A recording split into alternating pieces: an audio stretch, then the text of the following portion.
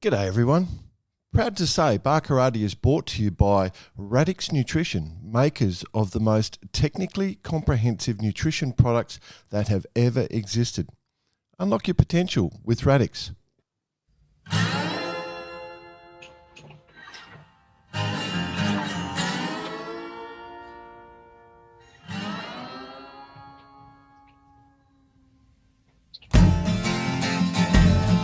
G'day listeners, welcome to Bar Karate, the sailing podcast. My name's Jordan Spencer and it's that time of the week where we get to hang out with some really cool sailors, but of course I get to share the mic with my two idiot mates. So first off, let's welcome Mr. Brett Perry. Greetings, exalted one. You're not good, BP. G'day all. How you going? No, doing okay. But I've just been sitting here having a bit of a thought, and you know how we do so much travelling, the three of us with work. Yeah. You know that little game you have on the desk with you got a ball on one side and you flick it and it hits the other ball and the other ball goes out on the other side and it comes back. I feel like that's us. Yeah, right. You know, like I fly from Europe to here, and Bicey flies from here to Europe, and then and you're off to the States. It's kind of like we're just making sure the Earth is balanced. Yeah. Well, I'll do the traditional bit. He had a voice that could make a wolverine purr. Yeah, Mr. Nick Bice, he's currently in St. Tropez. St. Tropez. Yeah, and he's out of work dinner, so I don't think he'll make it. He told us he'll try and get to it, but he's rushing from dinner to here, but we'll see what happens. But he's in Europe. You'd be rushing to get out of a St. Tropez restaurant, wouldn't you? Speaking of travel, though, BP. Yeah, no. Our guest for tonight, he's leading the joy on travel because he's in the how do I even pronounce it? Marquesas Islands. Is that the right way? Yeah, Marquesas Islands, I think. Yeah. So our guest tonight is, like what revisiting. We're revisiting. Yeah, well, we're interested here. One, the Marquesas is supposed to be the actual epitome of what a tropical paradise looks like. So that's one I'm really interested in. But our guest for this week is we're going back to chat to Dan Turner, who was he's doing the Mini Globe race. We had him on episode 268. If you didn't pick up on that one. Yeah, off the top of my head. He's sailing on Immortal Game. And so the Mini Globe's underway and they're, I guess, halfway through leg 2 and they have a little stopover in the Marquesas Islands, which so we've got a few days of window and we jumped on it and we've picked it up and we've got Dan on the line. Unfortunately, well, he claims to be Dan. He doesn't look like Dan used to look like. He is furry. A bit like Robinson Crusoe. Mate, Dan, welcome to Barkarati again, bud. Good to see you. Yeah, you too, guys. Good to see you again. And I was excited to have a chat. It's been a while, but keen to get you guys updated on where I'm at. I don't think it's been a while to have a chat with us. I think it's just been a while to have a chat. Full stop. Yeah, absolutely, guys. It's good to have a chat to someone or anyone at this stage. Well, I mean, it's an amazing thing. I mean, when all this started, it was kind of like it looked like a bit of a pipe dream, but now it's happening. You're in a 5.8 metre home-built boat and you're doing it. It's just absolutely incredible. Yeah, 100%. Like, I think a lot of people thought I was, talking rubbish for a lot of time, and to actually get it happen and get this far, like I think some people are starting to realise, maybe this is something that is possible. So it's good to see some people changing their thoughts process, and that getting around the world in a 5.8 metre boat is something that's not just a wild dream. Wow. Yeah, cool. So, I mean, it's crazy, but is it fun? You know what? Like when I started this, when I started going across the Atlantic, the first couple of weeks, I was thinking, what am I doing out here? I had it wasn't fun, to be honest, and we're getting smashed going across the Atlantic and school after school, and I wasn't enjoying it. I didn't have Starlink. I didn't really have much communication with people in that first leg, and wasn't really sure if solo sailing was for me because, to be honest, I'd done hardly any solo sailing. But as the weeks go on, good time to make that decision, Dan, in the middle of the Atlantic. I know, but I always get myself into these situations. I get myself into a weird situation, and not just sailing, and I'm out in the middle of nowhere, and struggling with something. I think, how the hell did I get here? But over time it's become fun, and I am enjoying it now, and I'm able to keep in contact a lot more with the family and stuff with Starlink, and And it's got to a point now where I'm enjoying my solo sailing. I'm getting better at it. I'm not smashing my head and busting myself up all the time. So right now I'm actually really enjoying it, and I'm feeling confident that I'll be able to get myself around. Fingers crossed. Well, as you said, you're on leg 2 now. We're sort of halfway through leg 2, I guess. It's the little stopover. You came in second into that leg from what I think behind Renault Stiltman, I think. Yeah. So 15-hour gap there, just coming in behind him. But let's start at the start, because there's a few things that have happened between now and then. Obviously, we watched the start and Don doing his live streaming broadcast and watch you guys all head off. That first leg, just tell us about what happened there, because I remember the forestay issue, and then you had to truck the boats across Panama. Yeah, I mean it's a big story. Like when we got the boat across to I got a ship to Spain, Algeciras in Spain, and the start was in Portugal, but it took a lot longer to get there than anticipated. And when it finally arrived and finally got through customs, it was still in Spain, and by then it was about 10 days to the start of the race. But this is that just for the listener. I'll just clarify that first leg from Portugal across. To where'd you start in Guadeloupe? Is that right? I'm just going off memory. No, we started across in Lagos, so we had Lagos, and then there was a small little leg to like a pre-qualifier to Lanzarote in Spain, and then we actually went from there across to Antigua. So that was actually the transit race. It's actually not the race. That was actually the transit before the start of the mini globe race. So I'm probably going back a few too many steps. That was a qualifier. Yeah. So we did a transit before then. Yep. So that I had a lot of issues in that race itself, and knockdowns and losing stuff and breaking stuff. And by the time I got to Antigua, it was still like really, I was still trying to catch up with the boat and trying to get it on track. Like I've been trying to catch up ever since then. And it wasn't until going from Antigua to Panama and having some time in Panama, I was finally able to sort of catch up on the work that I needed to do on the boat to get going. So now it's sort of set up in a way that I wanted it to be set up, and it's obviously it's showing in my results. So it's put you in a better headspace. Absolutely, yeah, because I've just trying to get being rushed to go start sailing around the world is not ideal. And when you head out there and things are wrong and there's nothing you can do about it to the next port, it's not like it's an overnight race. You got to potentially wait a month before you can fix what you want to fix. What are some of the things that you wanted to fix, mate? What happened in the transit is I found out, because I only had a couple of days trialing in Australia, but my wind vane, I received that literally in England on my way through to the boat at the start of the transit race, and I installed it. And I installed it central. I took it right off, installed it centrally, and how it was set up with the solar panels, it didn't work. So I went all the way across the Atlantic without a functioning wind vane, and so I was hand steering 19 hours a day, and it was brutal. And then when I had when I wasn't using it, I had to drop basically all my sails, and I was losing essentially 2 to 3 knots, 2 to 3 miles an hour if I was sleeping. So I went almost a month with trying not to sleep, and it was brutal. Did you make any friends with some fairies or some special animals? Oh man, I've from my running days. I've hallucinated out there too. When you're solo, it happens. Yeah, absolutely. And then you go downstairs and you think people are on your deck, and I've literally, there was some scary moments, to be honest. But anyway, we're through all that now, and I think I've got PTSD from steering, so I don't even like steering anymore.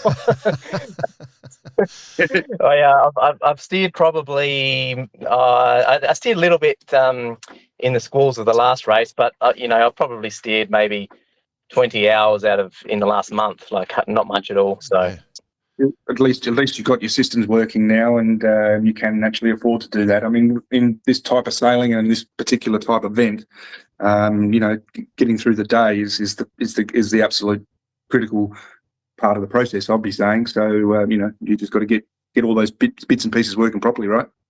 That's right, and it's been a big game changer. Like since I've been able to get off the tiller, like I'm faster because even though it doesn't quite steer as fast, I can trim a lot better. I can just change sails better. I can look after myself better, and I can look at the wind and make better technical decisions rather than just barreling through and hoping for the best. So it's been much better, and since getting through to Panama and having it right, this has been a good leg. It was a challenging leg through the doldrums and all that, but I was really happy with how I performed and how the boat's performing at the moment. What about in that first leg? Like, where we've gone to Panama, what was the forestay issue you had? So did you nearly dropped the mast, I assume? Yeah, so I woke up and the forestay was flailing in the wind. Wow. And the only thing that was holding the mast up was essentially the little inner forestay, and obviously the side stays and whatnot. And then I had an absolute freak out, and used my halyards essentially for the rest of that last leg to Panama for a week or so to keep it.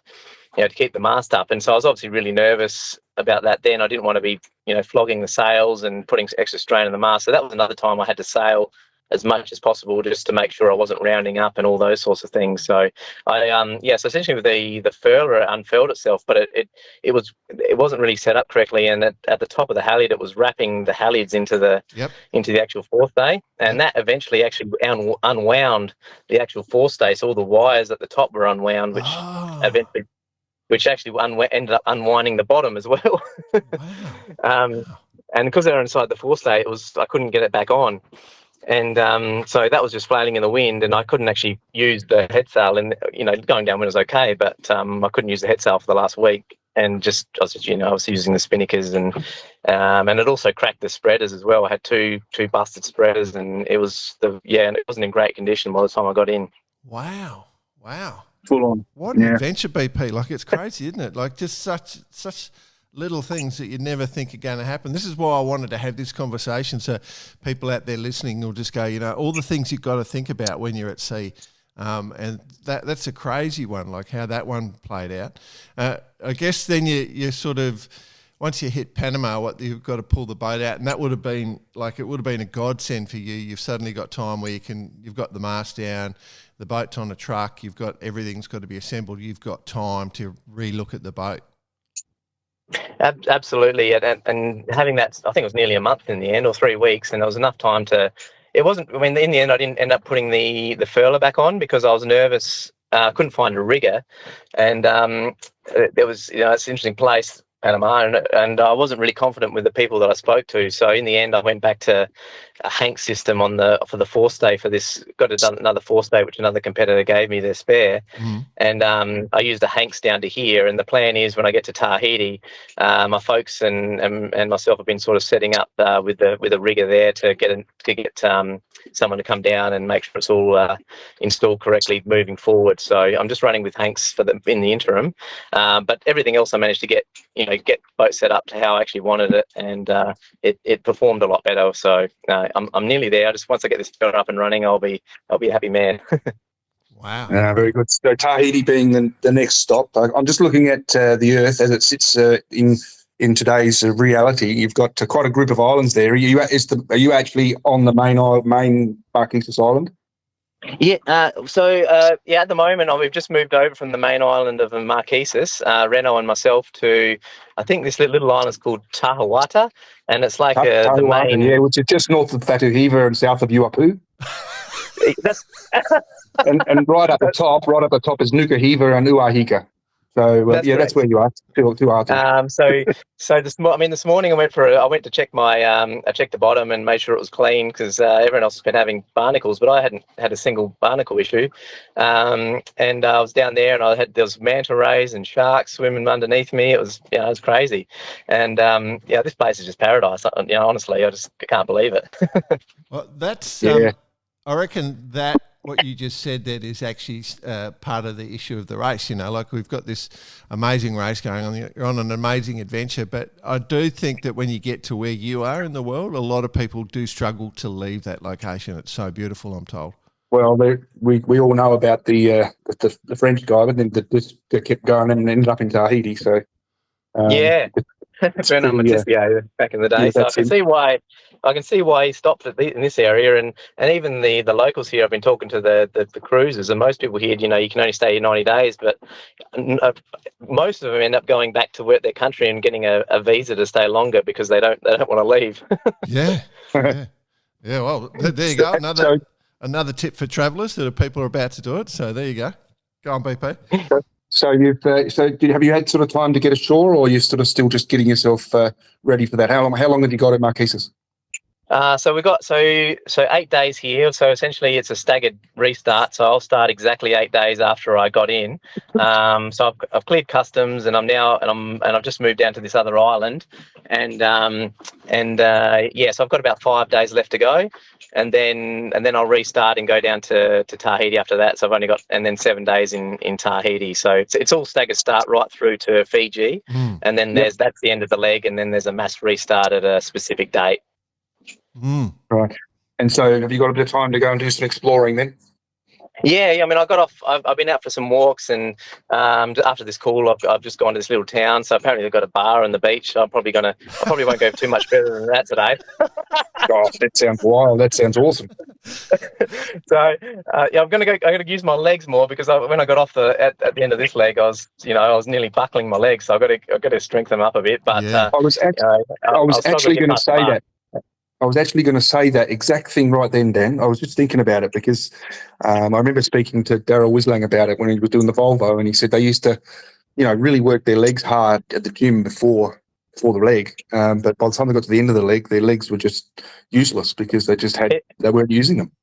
It's unbelievable. Like I can't believe how much how much strength you lose in such a short period of time. Like it's kind of scary in a way.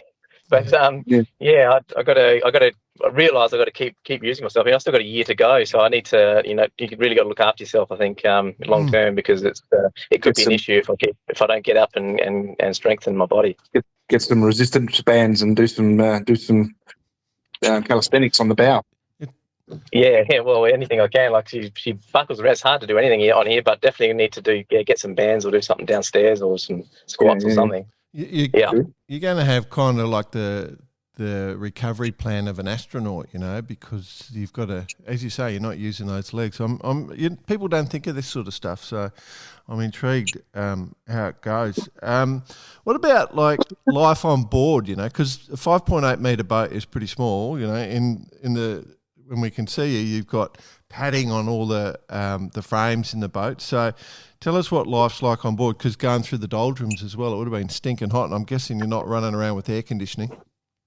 No, absolutely. I mean, I'm getting better and better at not banging my head and all those sorts of things now, and busting up my legs. Because the one thing I've noticed is you get a cut, and it's really, really easy to get infected, and it's also things like all your cuts take ages to heal. So there's something going on with that. So you got to really, really keep an eye on yourself. And there's been, the one competitor had to go into the Galapagos because he got an infection that spread, and there's been probably 2 or 3 others that have, touch and go. So you really got to look after yourself. And I'm really trying to get into a routine now where I'm having sea showers, like I was, using buckets of water and having a shower with seawater every day. Downstairs I've got a little fan. I need to get another one on the other side. And during right at the heat of the day, I'm downstairs, even though it's like a sauna, and I just have the fan just blasting me as for those few hours, just to try and not sweat as much as I can, and because on deck it was stifling through the doldrums, like really, really bad. It's not so bad here. There's a bit more breeze, but same thing. You got to, you're sweating all day, and if you're laying on your bed and whatever, it's really easy to get rashes and stuff. So you really, even though you're out by yourself and it doesn't seem like there's much to do, you spend a lot of your time just trying to look after yourself, to be honest, and just live. So, and even eating, like you don't want to eat, like in the heat, you don't want to eat. But then, I went for a couple of days, I wasn't even eating, and then realised, oh shit, if I'm not eating, that's going to be really bad down the track as well. And a lot of people have lost a lot of weight to a point where, Popeye, one of the older competitors, he's retired now, and I think, there's other issues at play. But I think, he realised, he lost a lot of weight to a point it was not good at all. So. I guess long story short, just to look after yourself out here. Wow. It's just stuff you don't think of. Like this is that I just assumed it would be hot, but you don't think about the rashes. And so when you say you do the seawater shower, like as you call it, are you just getting the salt off by toweling yourself like any good surfer at the end of a good surf? That's how Yeah, basically. Yeah. I just use one bucket, get myself wet, then soap up, use a lot of soap, and then another bucket to get rid of it all, and then just towel off. But there was a fair bit of squalls and stuff as well. So when I had squalls, I'd try and catch the water, and then I'd actually be out of a freshwater shower every now and then. So I tried to have as much freshwater shower as possible, because the salt water you still feel it on you afterwards. Yeah. And it feels like it's like dehydrating you as well. Yeah, the salt does that. Yeah. Yeah. Yeah. I could just had this vision of you out as soon as the rainstorm comes through, just out in the cockpit, just like a crazy man. But I can understand why. I can absolutely understand why. You want to get yourself and get cold too. Like every time I wanted to try and get as cold as possible, like get myself wet and then just stay out there in the breeze and at least feel cold for once. It was, if I felt cold, it was it was like almost a blessing. So Wow. trying to do that as much as possible. It's crazy. It's crazy, the human mentality, isn't it? You just said, you wanted to get cold and you wanted to get out there, and then it was almost a blessing. Well, it's going to be completely opposite in a few months' time. You're going to be gutted shot back in the tropics. Yeah, absolutely. Once I get down south, that'll change around really quick, I suspect. And that's why, and that's why it's such a challenging race. I mean, when you think about it, you think you've got the Volvo Ocean race, you've got the all the other round the world races, Vendée and stuff, and now you've got this one, and this one is probably a lot more raw. I think the size of the boat and the way you're going and where you're going. Yeah, it's a human endurance. Absolutely, and as I said, like no one knew when this race started if there was going to be everyone was going to finish or no one was going to finish, or there's still a lot of questions. But it's a massive test of endurance, and I think it's all going to come down to obviously looking after the boat, but even more importantly, looking after yourself. I think that'll be the biggest thing that gets that makes people finish this race for sure. I think that's the message that's coming across, isn't it, Jay? Yeah, well, I'm interested, from the psychological perspective. Like one of the conversations around the Mini 650 fleet that we've had is, the banter that goes on, and there's a lot of cross communication. And I assume the same's going on in your fleet. Is that right, Dan? Yeah, absolutely. Most of us, there's been a couple of high-level sailors amongst the group, but a lot of us are mostly, including myself, are more adventurers. We just like to have a massive adventure, and the best thing about it is, not having such an elite crowd, I suppose, is in general, I'm saying, is that everyone's willing to, well, for the majority, everyone's willing to share all their information. And Reno, who's leading this race now, I'm parked right next to him at the moment, and to me, he's like a mentor for me. So if it wasn't for him, I wouldn't be where I'm coming in the race, because every time I'm like, oh, how are you doing that? How are you doing that? And he's sharing everything. He's willing to share all his knowledge, to a point now. He's like, I've got to stop telling you stuff. You're getting too close. But it's just a joke. It's just a joke, though. He's actually willing to share any knowledge with what he's doing to anyone. So it's amazing, really. Yeah. I think all that does, though, is it gets people closer to him when he's in port. There's nothing worse than being alone for a month and then being alone for 8 days and then going off while everyone's coming in. Absolutely, and he's happy that I'm here, and we're going to go after this, have a couple of drinks afterwards, and just talk about the race and talk about strategy and whatever for the next leg, and how you're going to get through the Tuamotu Islands and things like that. Like there's things that have a barbie, couple of sausages. Yeah, that's right. A baguette. It's cool. It's cool. Yeah. It's a very good community anyway. So everyone's really helpful. Well, that's awesome. As you said, but there are, there's a lot of adventurers in the field. Like, there's some people that really don't have a lot of sailing experience, but have a lot of adventure experience. And I'm just interested. Tell me, sort of, has anyone sort of surprised you as how they're going, or is anyone, having sort of strange experiences? We're just interested how everyone's dealing with things. Yeah, it's interesting, like hearing everyone's experiences, through this race, and I guess probably the big the one that not wouldn't say surprised me, but because I think if you've got that mindset, you can almost get yourself through anything. But young Jasmine Harrison from the UK, like she essentially hadn't sailed at the start of this race, and even people like myself, we got a lot of negativity from a lot of people. Just this is basically a suicide wish, this race. Just people like me, like we got really a lot of negative comments, and she was in particular, like, not having much sailing experience. She's rowed across the Atlantic and she's swum the whole length of England, but not done sailing, and of course that sort of fires up a lot of people online, and she's got a really good strong head and doesn't really listen to it, but now it's like she's up with the she's still towards the back, but she's really she's on people's hammer now. Like, she's you got to watch out. Like, she's actually a really good sailor, and we're here 6 months later and she's probably done more sailing than 99% of the population. So it just goes to show it's you don't need to listen to what people are saying. I love it. Love those words. There's a few Aussies in the entrance. Is there a lot of sort of Aussie banter? Like, there's, I'm trying to think. There's 5 or 6 of you guys, or us. Yeah.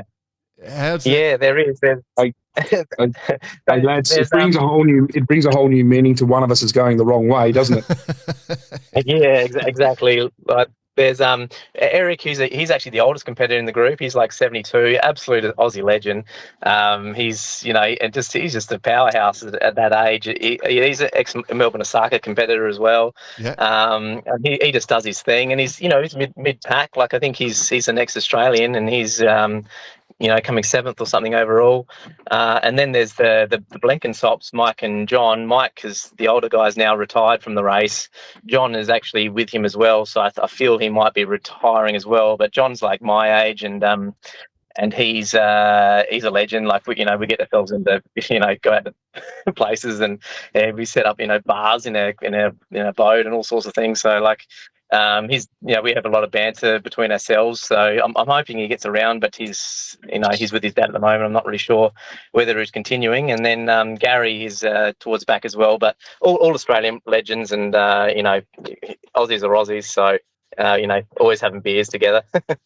Yeah, I saw John and his dad, Mike, before the start of the race. They were in Mooloolaba. I was out paddling on my ski, and I saw them come past and had a bit of a chat to the boys as they went past. They were looking at me weird, like, how does this dude on a ski know all about this race? I thought they were anonymous, but I was asking them detailed questions, and I think they were a little chuffed. But I hope things are good with Mike, and I really do want to see John keep going, because that'd be good. Absolutely. Yeah, but I was really, I knew when you mentioned Jasmine, that was the one I was interested in, how she was going and how she was handling it. There's a mixture of females in the race as well, but predominantly male, of course, is in our sport. But what about sailing Peter Punk? How's she doing? Yeah, we get along really well. She's at the start, she was very reserved, and she's a reserved lady, but also because of a language barrier. But she's learned a lot of, she's the one learning our language, but she's learned a lot of English, and she's got a lot of confidence of talking to us now. And we get along really, really well. And she's a really good sailor too. And she was up. I think she's just finished 4th in that last leg, and coming down to here. And she's around at my age, and a little bit older perhaps, but she's a great sailor as well, and doing really well. And she just loves being on the ocean. Like, she's more comfortable out there than on land. So I have no doubt that if her boat hangs in there, she'll make it around, because she just loves being on the ocean. Wow. Are you thinking about it, BP? No. No, I absolutely admire and respect, and all of that goes out to you, Dan. But no, it's not my bucket list for sure. But in saying that, it's great to hear the stories, because I can relate to a lot of this. I mean, having done a lot of mini stuff. And it's not easy. And a lot of people, Australians in particular, probably don't really understand this type of sailing. I mean, we don't really have definitely don't have single-handed sailing. in Australia. But as you all know, it's all overseas. But it's relatively new to Australians, and so having you do this, it's really eye opening for a lot of people, and it's not easy. It is not easy. No, I was going to say, at the moment I'm showing a lot of videos and pictures of white beaches and, just turquoise waters and all that sort of thing. But there's another side to it, absolutely, when you're out there, and it is mentally challenging. And I think these stops really sort of, you almost need them to get that positive back at some stage. So, it is difficult, absolutely. Wow. What about we talked about the other competitors. What about wildlife? What are you seeing on the water at the moment? I've seen everything. I've seen whales. I've seen plenty of sharks, plenty of dolphins, plenty of fish. I've caught a mahi. I caught a massive 5 or 6 foot mackerel, which I had let go because I don't. If I'm catching something, I just wanted to do something big for myself. And then I caught something the other day, and it was whatever it was that big. It just fooled me. I couldn't even hold on to the thing. So wow. I've got no line left at the moment. But yeah, seeing plenty of wildlife. The birds, these boobies keep landing on me. Like I was telling a story the other day that one of those damn things. Yeah. Normally birds with boobies are good, but anyway, these ones aren't. These birds, they land on, they don't care about you. And one of them was sitting up on my solar panels, and I wasn't getting any charge because it kept shitting on everything and whatever. And in the end I got sick of it, so I was trying to poke it off with my boat hook. Finally got rid of it, and then the thing went and got one of his mates, and they both started attacking me. Oh wow. Wow. Well, because they think it's a new home, they're trying to get some territory. You see, because and they were pissed off. This is their boat. You did make a good comment then about how the wildlife has no fear out there, and I can 100% relate to that. When I did my trip down to the sub-Antarctic, that they almost were interested and inquisitive. And in a case like this, where there's a solid mass in the middle of nowhere going quite slow, and probably some tough conditions for them to fly, that's a rest. Absolutely, I'm happy for them to be on here, but it's strange because they just sit next to you and they just don't care that you're there. So it sounds like we've been Barkarati goes out and has negotiated with all the different unions, but it sounds like Barkarati's going to go and have to negotiate with the booby union, and we hadn't thought about booby union. Well, I think that could be. We could go and speak to the head of the booby union. It sounds like some negotiations required. But one thing, Bicey, probably over a gentleman's lunch, Jordan. Yeah, that's right. One thing Bicey did mention, Dan, he bought one of those fly assault guns. Have you seen those that fire the little bit you put? I have. Yeah, maybe that's the go, because you're not going to hurt the bird. It's just going to get a little bit of a salt sting. Maybe. Carry one of those with you. That might be the go. But oh God, the bloody boobies. Yeah, you're not the first person to complain about those things. They are quite an aggressive bird. So yeah, I've heard. Just on.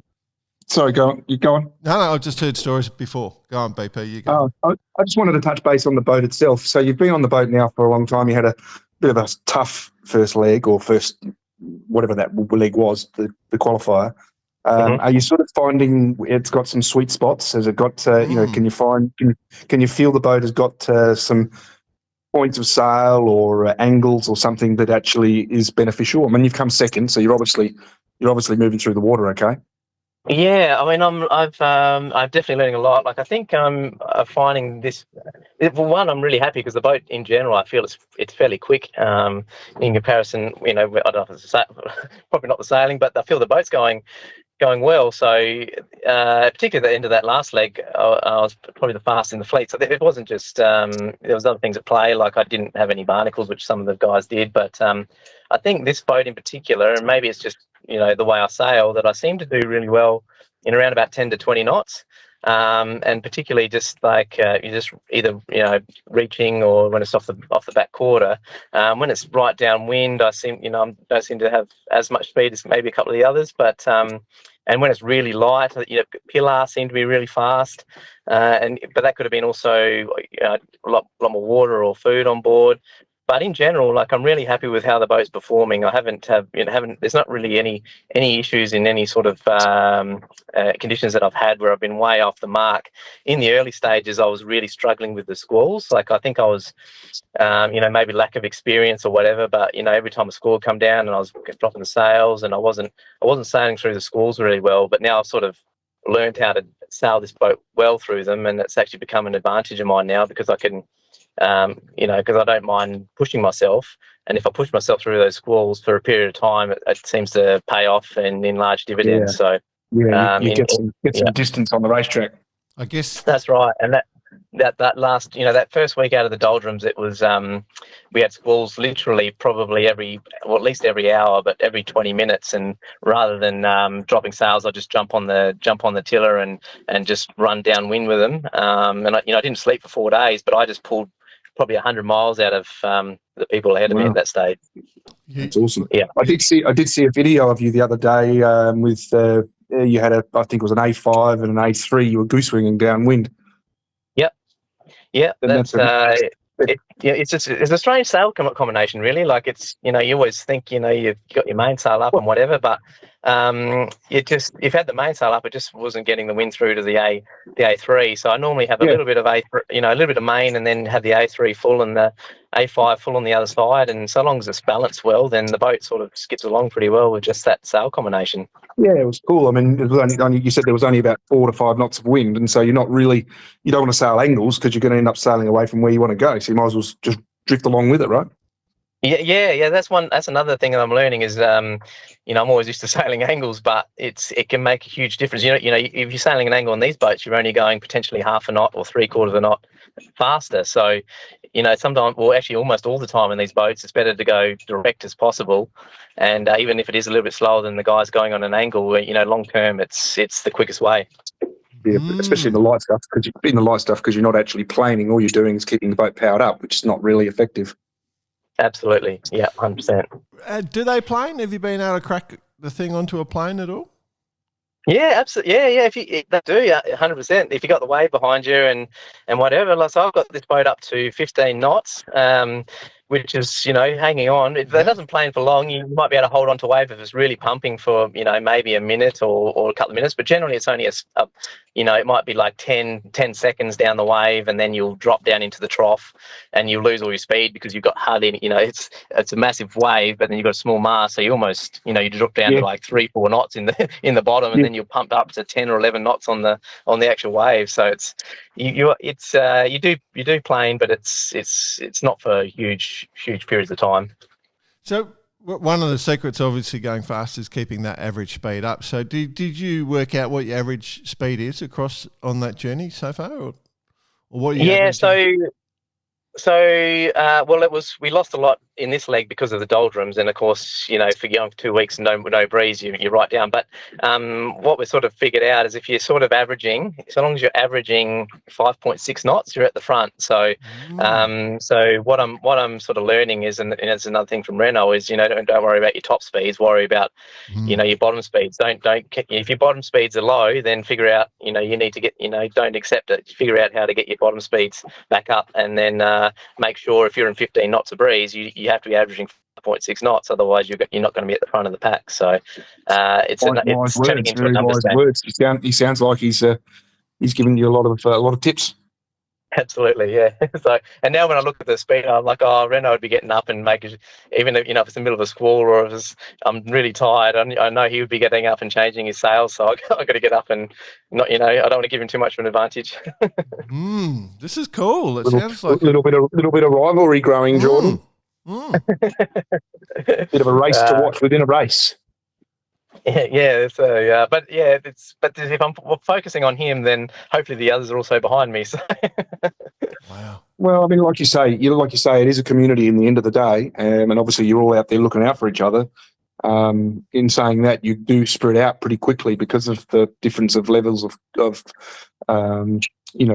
ability. So it's going to be interesting to see actually how it all pans out over the next couple of months with the guys at the back sort of coming forward, or if you guys excel and keep going further forward.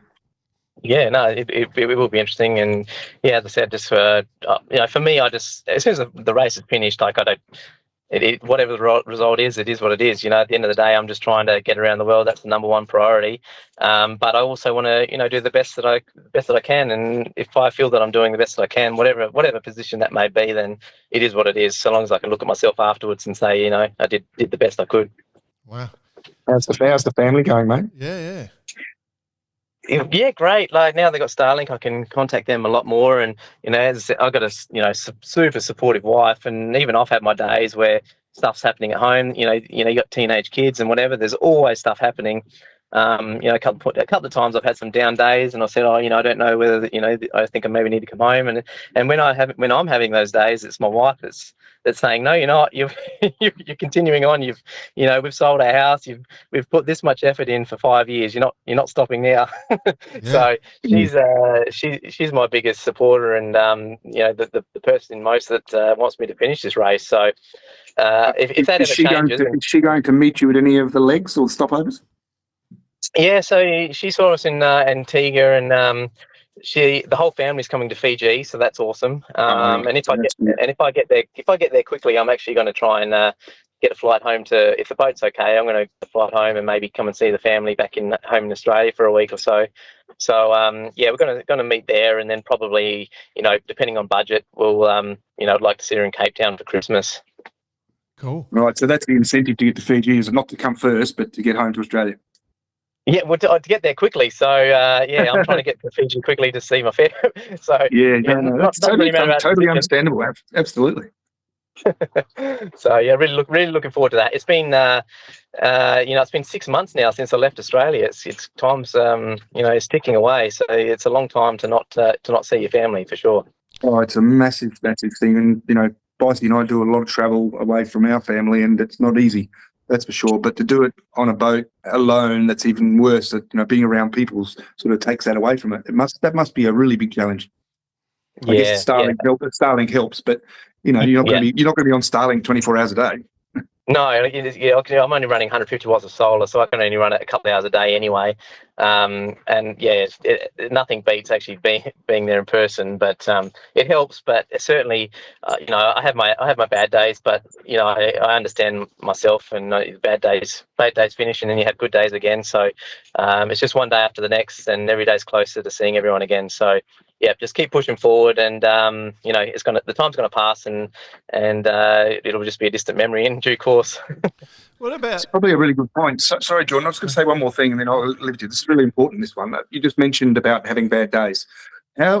When you're having a bad day, I mean, this is everyone has bad days on land as well. But what is it you do that you get out of that mind space? Because you're on your own and you're on a boat and you can't get off. You can't just go, I'm going to go for a walk or something. How do you handle that? So for me, it's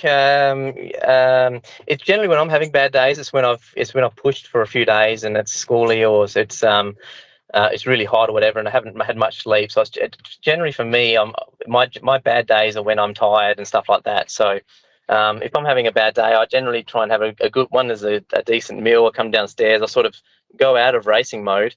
Might drop another reef in it and get the boat comfortable, have a feed, have a cup of tea or something, ring the missus, and see a lot of the positive comments that I'm getting online and stuff, like just from friends and family.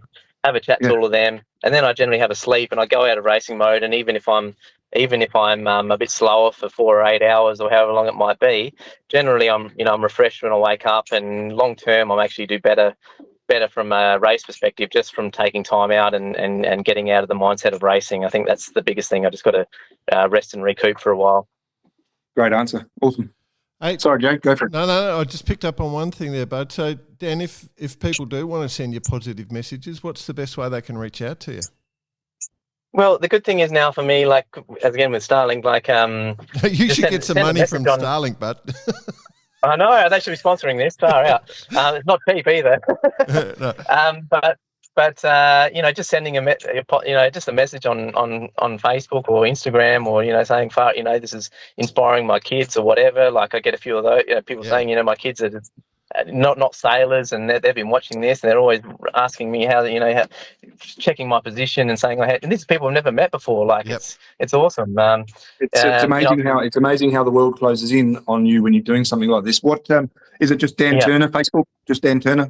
Yeah, Dan Turner Mini Globe Race on Facebook, or Dan Turner Adventure on Instagram. Or even contact my website, or there's emails and stuff you can contact via there. But generally, I'm looking at messages, and I don't get to respond to a lot on the social media side of things because I haven't got much time. But it really helps, especially the ones where I hear from people where their kids and that are getting a lot out of it. Like it really pushes me on at times. Yeah, that's great. And what about the budget stuff? Like, obviously, you sold your house, your family's doing everything for you. Like, it's a big deal. It's a big commitment. It's a lot of time. Have you picked up any sponsors along the way? No, I mean, I've been lucky to get a good amount coming here, but admittedly, we're hoping to maybe get a hold of a couple more just to help with this next bit. Because once I get to Fiji, it's it's sort of no turning back. It's once I go to Fiji, I'm going around the other side of the world again. So it's going to be, I've got to get around there and then try and figure out how to get the boat home. We'll figure it out one way or another. But certainly, boats are always more expensive than you suspect, and the campaigns, we've already sort of used the budget, so it's challenging. But I'm not the only one in this position. But certainly, if there's any businesses or companies out there that want to be involved in some way, get in touch. I'd love to hear from you, and hopefully I can help companies out as well with some stuff. I've got this vision of all these yacht club kids doing a sausage sizzle to raise a few bucks for you, mate. That's sort of what popped in. The classic Aussie manoeuvre, like big sausage sizzle for Dan. That sort of popped up, but it's pretty cool. Oh, and absolutely, yeah. And any help is great. And I don't expect it, but certainly, I want to get around the world the best I can. And if there's things that are breaking, I want to be able to fix them, sort of thing. So I don't want to be sitting on broken gear just because I haven't got the cash to be able to fix it. But as I said, we'll make it around one way or another. Cool. All right, so what's next? So we're going to Fiji in the long run. So Tahiti, Fiji. It's paradise. Obviously, you live in the South Pacific dream. Watch out for Errol Flynn and all those people roaming around there. But what about after Fiji? What's next? What's the plans? How are you going to change? Are you going to change anything with the way you sail, or what's going on?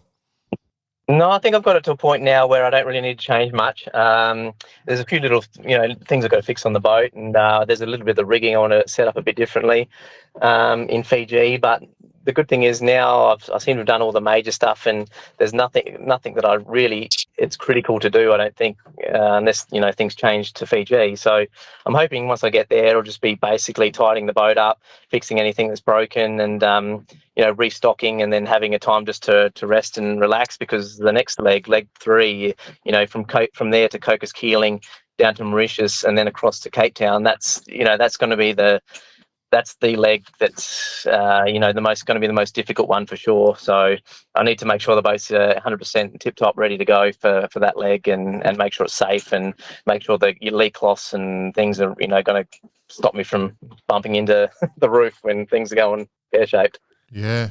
Oh, it's crazy, isn't it, BP? Like, just the thought of doing this in such a tiny boat, it's crazy. I can see you being, with all the things that you've done, Dan, I can see you being on the professional speaking circuit for the rest of your life after this. Like, everyone's going to be sitting there listening to you just going, wow, this is crazy. And the whole motivation and keeping yourself strong and positive, that's the important one, and that's what the message will be, I guess. Yeah, for sure. And I people always say to me, "What are you doing after this?" And I say I don't know, but I hope this race sort of, it brings up opportunities that wouldn't otherwise have been there. So I don't really want to go back to working behind a desk, 9 to 5. It's not really me. I can do it, to support the family, but I want to go and help others, and maybe inspire people to do something like this. And if I can make some sort of a living out of it afterwards, then I'll be a happy bloke. Cool. Yeah, good one. Very cool. All right, mate. Anything else we need to ask you before we let you go in peace and go down to the bar and on the tropical island and relax with your new French best mate?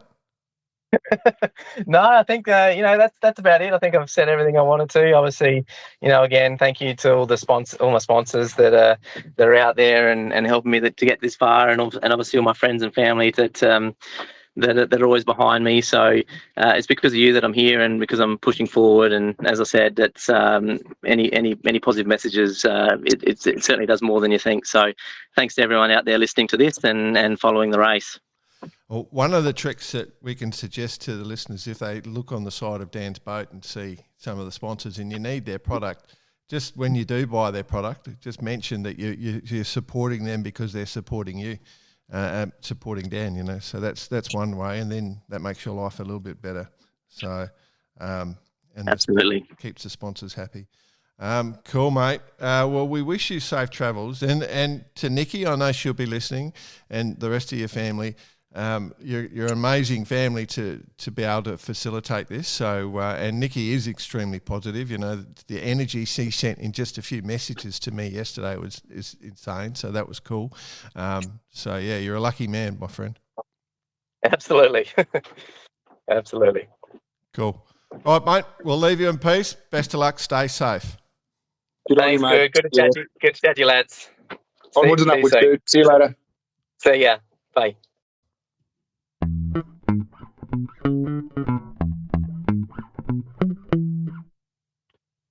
Well, you've got to say that strength, determination, and all of that stuff comes into it. But I'll tell you what, I mean, having experienced a lot of shorter solo racing, by the 500th mile, you're in rhythm, but you're tired and you're grumpy, and you're out there and you've got to get to where you got to get to. So this whole race around the world, it's just outlandish. I mean, I did say no pretty adamantly when you asked me if I could, and I'm still standing by that. Look, it's a special person that does this. I mean, you listen to him, Dan, talk about the girl that hadn't done much sailing and she's doing it. I mean, that's going insane. across the world, the world's biggest oceans. We've got to try and get hold of her. Yeah. It's insane. We should the world's biggest oceans, the world's biggest seas, and just funneling headfirst into it. It's amazing, isn't it? Like, it is amazing. But I understand the sense of adventure. Like, it's getting harder and 100%. Harder to have that sense of adventure in this modern world, and to be in the middle of the ocean just with you and your boat and doing that, I can understand. There's so many people doing it. Like, where he's sitting at anchor at the moment, there's plenty of people around him, like, so there's a lot of people sailing their boats and living that life. Well, as he said, these moments are the moments you've got to really treasure and live in the moment, because there's times out there where you're trying to escape the moment. Yeah. Well, can you imagine, like, if you're on the Marquesas Islands right now, you're at anchor and you spent, your years working, and you've got your lovely boat and you're sailing around the world in comfort, and then this little 5.8 metre thing turns up and throws down its picnics, and you're just going, what? That's smaller than my tender, Yeah, hang on, not just one, 15 of them. It's gonna look, and Dan, like right now, he hasn't had a haircut in a long time, and he hasn't shaved his face in a long time. He looks pretty wild, and I consider I've resembled that a couple of times in my offshore sailing career. You definitely do let go. Yeah, it just becomes more of a hassle than anything. That's the thing as well. Things become a hassle, and if you're not in the mindset to get things done, you can get yourself into trouble. Like, keep, as you said, keeping yourself clean, stop the rashes from coming, because I mean, it happens. You do a Sydney Hobart and you get there, you're sitting on the rail the whole time, bit of gravel rash going on there for sure. Yeah, I can just imagine all the movie producers listening in on this would be just going, "Oh, that's where I get all my extras from those sort of movies set early, set in the 1000s or something, where I want people looking like that, sailors that are just coming out of the water." One thing that he has done, though, is, of course, he is stocked up on board with the Radix Nutrition. So he has loaded up and to make life easy for himself. And, he's super positive and strong, and he's come out of that leg pretty well. So it's a fast and simple way to improve your daily nutrition while saving time and effort, which is important for his role. So if you do go to Radix, you want to stock up Radix Nutrition and use Barker 80 as your discount code for that. Get a discount on it. That's another funny thought. If you imagine the 580s pulled up next to this big, huge cruising catamaran, and they get their barbecue with a freshly caught fish, and he comes up on deck opens up a little sachet of peri peri. yeah, but then he can still have his freshly caught fish alongside as well. It mix it in. Works perfectly. You can do. That's right. All right, we'll just go on to events. So I did mention it last week. I'll mention it again. We're going to sort of try and back this one in because we've got some close friends here. The Hobie Nationals, the entries opened up. Entries opened up this week, I did see. So for in Bustleton in Western Australia, and if you've never been to Bustleton in Western Australia, definitely it's a great sailing location. It is a wonderful place to go sailing. You'll have an absolute ball. So that's the sort of late December, early January in Western Australia, and if you can get to that one, jump onto it. The other one that I forgot to mention last week, and I did know it was on, was the ISWC Speed Windsurfing World Championships are taking place in far out. Come on, you can do it. Come on. Plage du Rouet, La Palme in Marseille. In France. So they're on right now as we speak. So windsurfing speed world champs, that's one we'd be quite interested in. That would tempt you, wouldn't it, BP? That would tempt you. Oh, I love a speed run. I remember in the old days we used to have those real long, skinny little pencil boards with the foot straps on one side, Yeah. They're doing some amazing speeds now. I mean, our good friend of the show, Bjorn Dunkerbeck, is easily cracking that 100 knots, isn't he? So he's going kilometres an hour, kilometres, yeah. Yeah. I'm sorry. I'm actually feeling a little bit unwell, listeners. Not recovered from the trip. So, yeah. No, that's cool, my friend. All right, cool.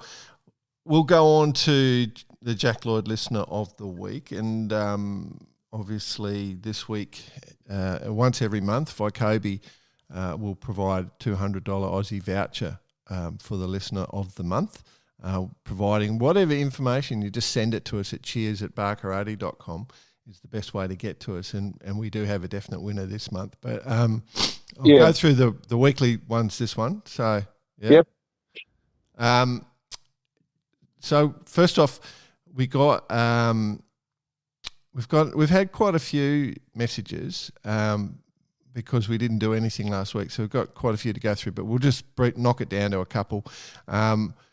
We've got an email from, I've got to make sure I don't pronounce it incorrectly, but from, I guess I'll use Nigel, our German mate. I was just trying to read the surname, but off the email. But anyway, so we got a notice, and we did send a note on Facebook, but he wrote basically after the coverage we did on the 1 meters and the discussion. Yeah, I saw this. Yeah, the discussion we had was Vonko, and I've had so many discussions with Vonko. He's an interesting man. We have chatted a bit afterwards. He just wanted us to mention, and it's on right now, the thumb sailing world. So we call it twiddling. He calls it thumb sailing, which I like. Is the thumb sailing world start in are on this week in France. It's a double hander for the 10R or the 10 rater and the Marblehead class. Okay, so both boats are bigger than the 1 meters, a little more freedom in the design and materials. But if you go to the Google that world, so they're at Hillier, Saint Hillier, that's on. And I just wanted to mention it and give it a bit of a plug. So if you could jump on and check that one out, if that is of interest to you all. Anything you want to add to that, BP? No, I just think that you're right in what you said about Zvonko. It was an interesting conversation, and I think the thumb sailing world is definitely growing. Oh, it's huge! It's huge. I did. I think I sent it this week. I was out doing my morning walk or some sort of thing I was doing, and I was thinking of mixed martial arts, right? MMA. Yep. Right. Yep. And I was thinking we could start our own series because the organisers are making a fortune from MMA, but we could do the Twiddler MMA, because occasionally they like to punch on. Make it part of the game. You've got to go and do a win with Lewis, and then you've got to have a fight and win with Lewis. You just got to film it, mate. That's all. But anyway, yeah. Oh, classic. Yeah. The other one that I do want to mention is probably one of our favourite contributors is Chris Bolcher. So Chris is an amazing man, and he is very much he's the man behind the NASA events in Rhode Island. Hey? Yeah, NASA, yeah. Narragansett Bay Adult Athletic Sailing Association is what that stands for. But, they do the F-18 racing and we've got the bar karate boat. I'm not sure if that still exists, but that was part of it.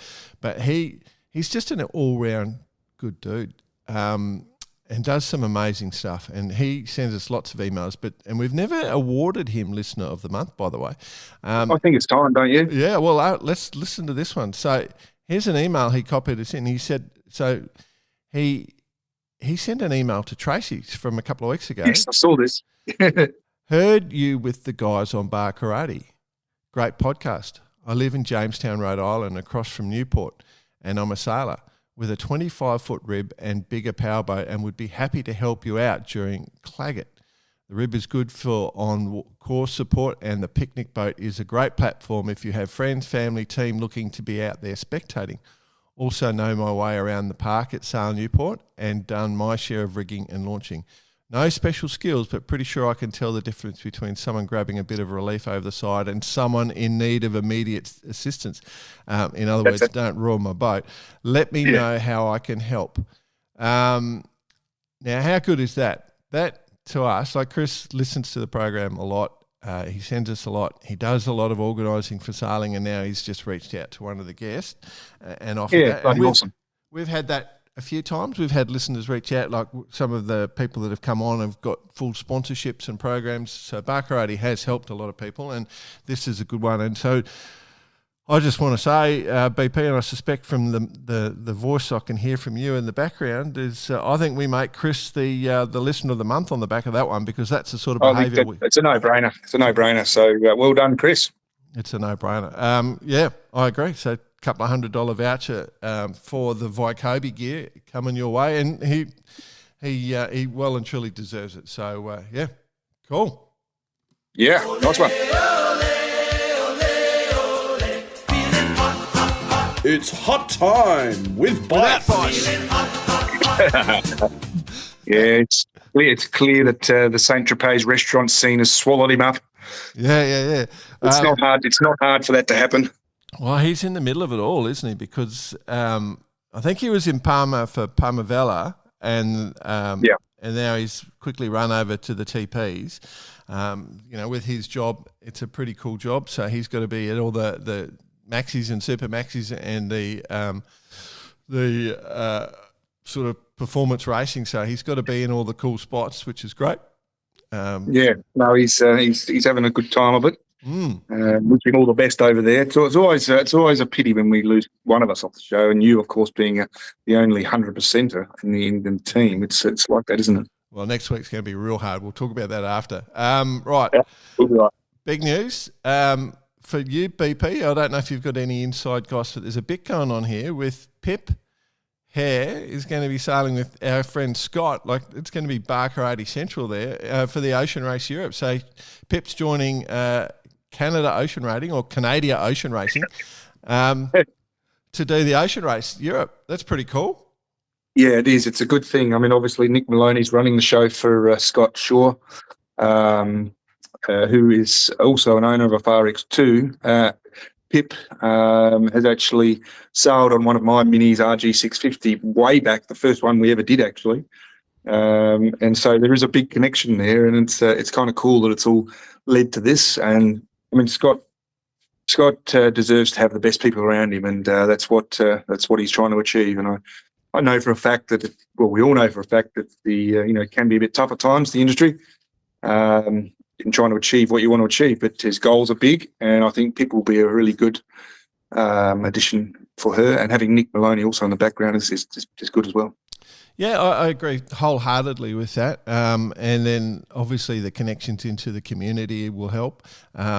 Jumping on board for this Ocean Race Europe, which is a multi-stage race. It starts 10 August for those who aren't tracking that. That will be the main thing. It goes from Kiel to Portsmouth to Cartagena. I think there's a flyby as well, but to Cartagena, Nice, Genoa, and into Boca Bay in the final. So that's it's going to be a challenging course.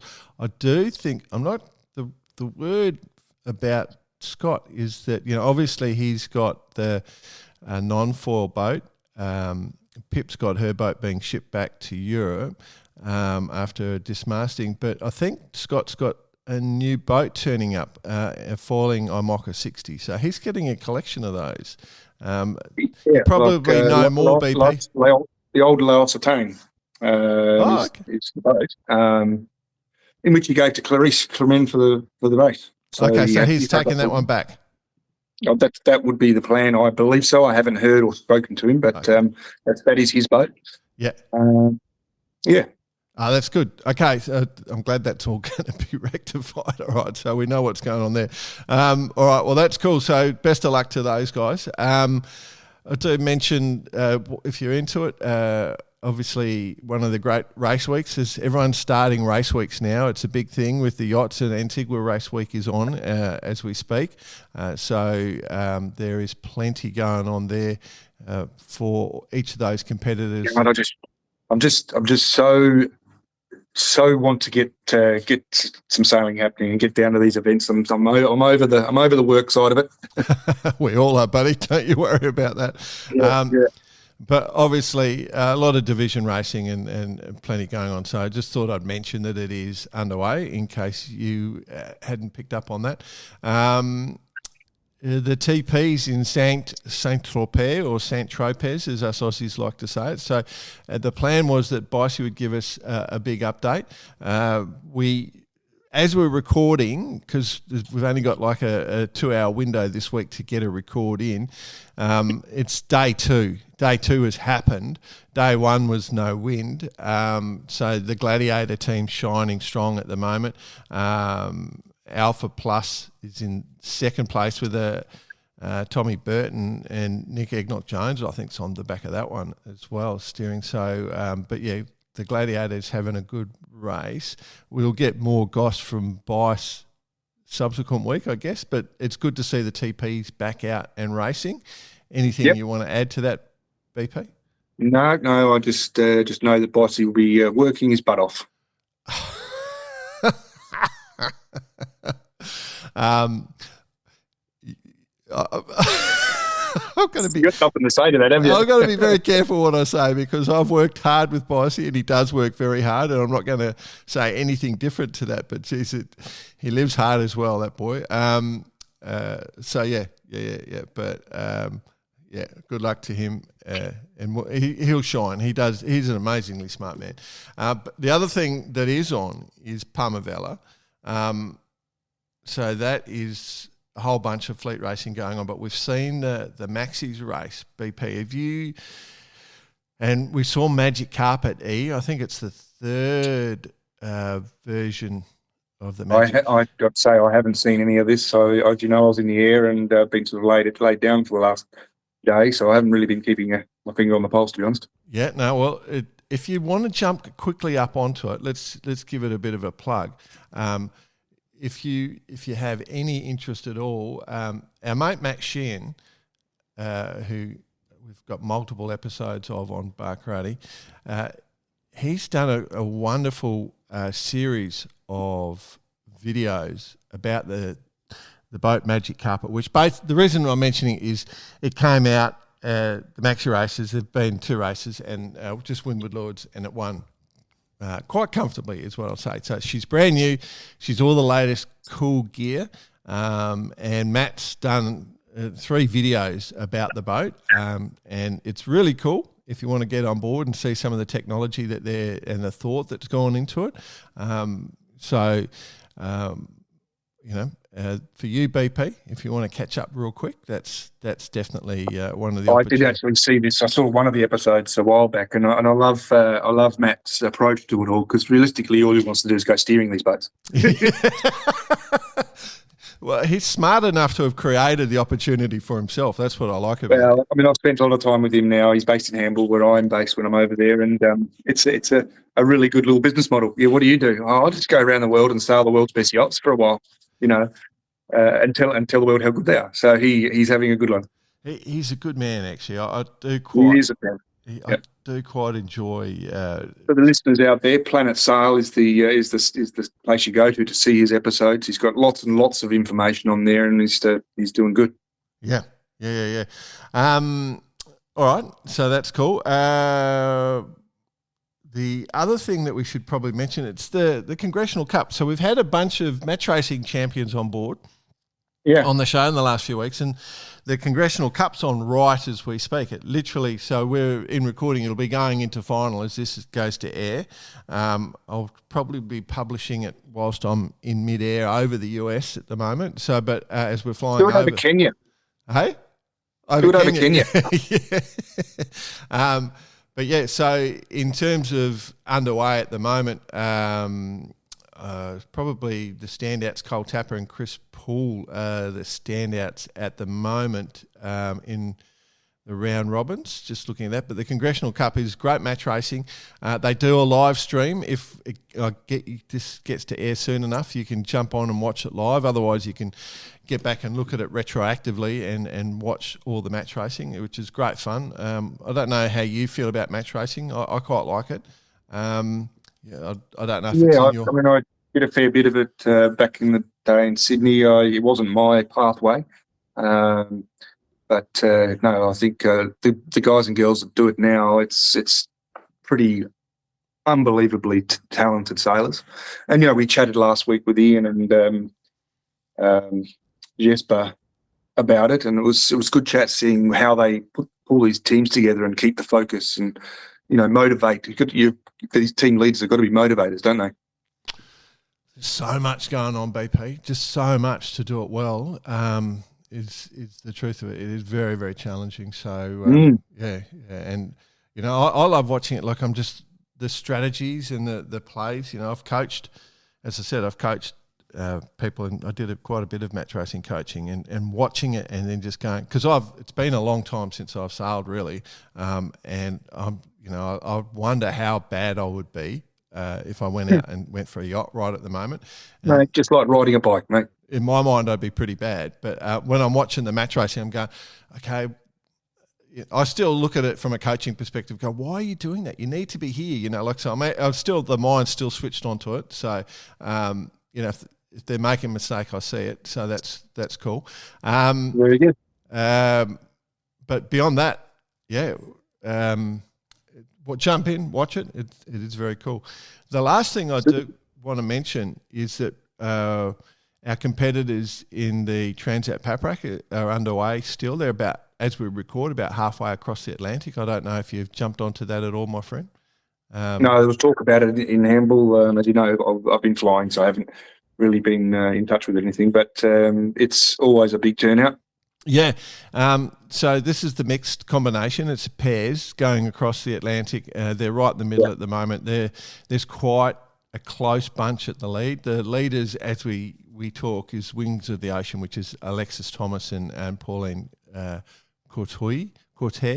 They're the leader, but they've only got like a 0.3 of a nautical mile in front of Cindy Brune and Thomas Andre. And then Skipper Massif is next with Charlotte Yvienne and Hugo Dalin. Geez, I'm hopeless at French. I know I'm going to get beaten up if I go to France and try and speak. Well, see, it's because you're trying. They respect that. Oh, thanks, BP. You're saying nice things. I wasn't expecting. If you try, they respect it. But anyway, Transat Pack Break's on. Jump on and have a bit of a look-see. They'll be coming close to finishing as this goes to air. But yeah, that's probably it from me. Bud, have you got anything else you want to bring up? No, mate, I'm all good. I'm in recovery mode. Back home here with the family, trying to get that sorted, and then we'll take on to the next challenge. Excellent. All right, cool. Yeah. All right, well, listeners, thanks for joining us this week. It's been a ton of fun to chat to you. Sorry, Bicey wasn't here. He's hobnobbing with the beautiful people. Toppies. But yeah, remember to jump on to Radix Nutrition, use Barker8 as your discount code, and thanks to our friends at Vycobi for the support. All that money that comes in goes straight out to you. We don't keep it at all. And yeah, cheers at barker80.com is the way to get to us. On Vycobi you can get the hoodies, the UV hoodies, and on our website you can get the warm hoodies, which I'm wearing. BP, I'm warm. You look good in that. I've missed that one. I'm gonna have to step up the merch. I think. Yeah. I've got someone with some spare time. I'm gonna get her onto it. Okay, mate. All right, see everyone. Cheers, ladies.